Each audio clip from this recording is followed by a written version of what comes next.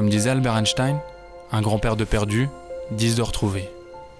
Cette histoire commence comme dans tout bon film américain. Un papy mort, une cave mal rangée et une voix off super grave. Fouiller les archives de mon grand-père avec mes potes, c'était l'occasion de mieux le connaître, alors que la varicelle l'avait emporté si jeune, à seulement 112 ans. Mais dans tous les cas, je ne pensais certainement pas faire une telle découverte. Ma vie fut incroyable. Entre mes nombreux voyages, ma superbe femme et mes magnifiques petits-enfants.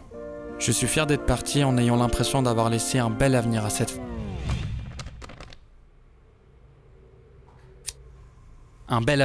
famille. Mon plus grand regret reste tout de même de ne jamais avoir fait une descente de caisse à savon.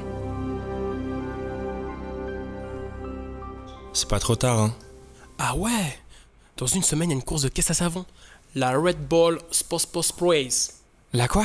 La Red Bull Sports Race. La Red Bull Soapbox Race. Voilà, c'est ce que je disais. Et on va la construire, cette caisse. Vous êtes sérieux, les gars? Ouais, Vous ferez ça pour moi? bien sûr. Et pour ton grand-père? Je sais pas quoi vous dire.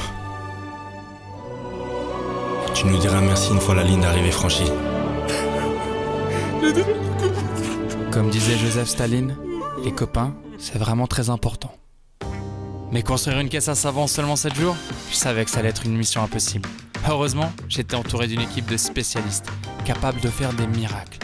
Prenez Bob par exemple. C'était pas le plus propre d'entre nous, mais s'il y a bien un truc qu'il savait faire, c'était bricoler.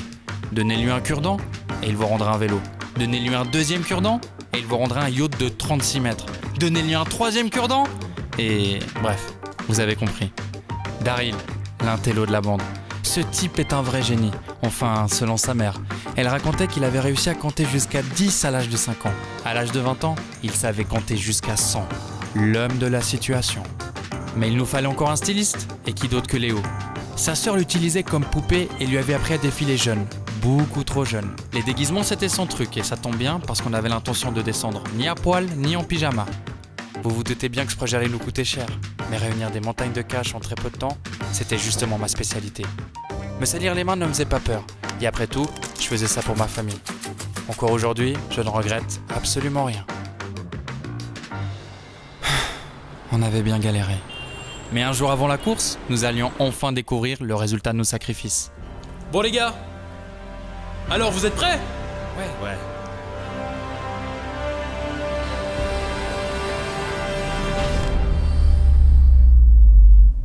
Ah ouais? C'est une blague. C'est une blague! Non.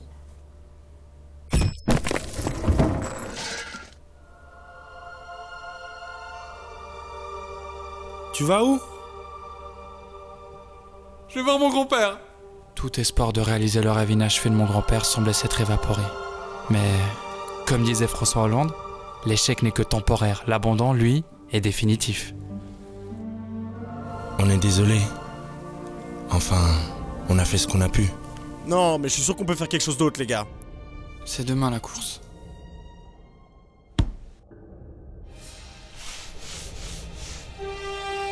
Les gars, je crois que j'ai une idée.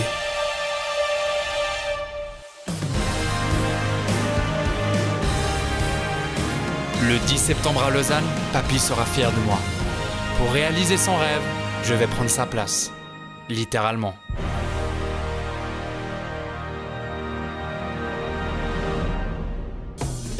Abonnez-vous à Karak Attack. Abonniez-vous sur Karak Attack. Subscribe to Karak Attack. Не сгроб, знаешь, Karak Attack. Ой, это туря, ты ж как Karak Attack.